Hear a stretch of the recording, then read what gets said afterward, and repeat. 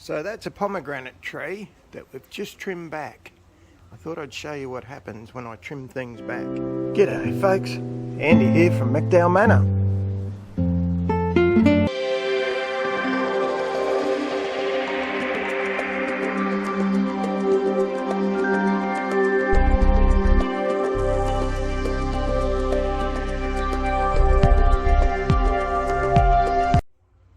So there's the debris. There's a bit more debris. There's a bit that I had from different trees out the front. Now we have two options. If it's real big, I put it in the pizza oven and I burn it. And you can, hopefully this will readjust in a sec.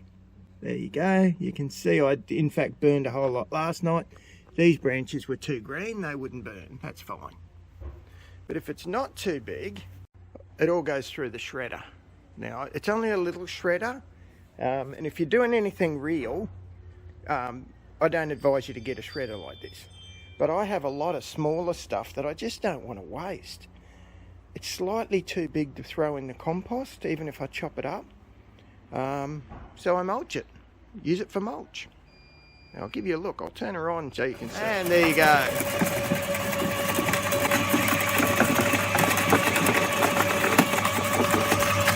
And that's what you get, potentially useful mulch. Set up all this stuff. I won't bore you, I'm showing you every bit that I do. Even though I can tell you what, it's from a blokey point of view, it's a hell of a lot of fun feeding it through here.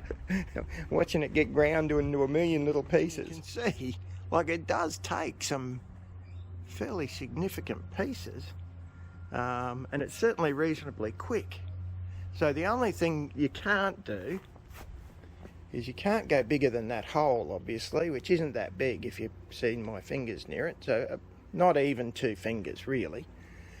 The other thing that gets tricky is if it's all forked. So if there's too many splits, like this bit here, I've got to chop that up finer, and that's okay. But you just got to know about it, because otherwise it gets bloody stuck in there and it's really painful to get it out. And there we go. So I avoided a trip to the dump, and I got myself a lovely, fairly big bucket full there of mulch to put on the garden. How good is that? Well, I hope you enjoyed that. If you did, feel free to hit the subscribe button and come along on the journey. We're all headed on the train to self-sufficiency. That was a bit dramatic. All right, folks, you have a good one, eh? Uru.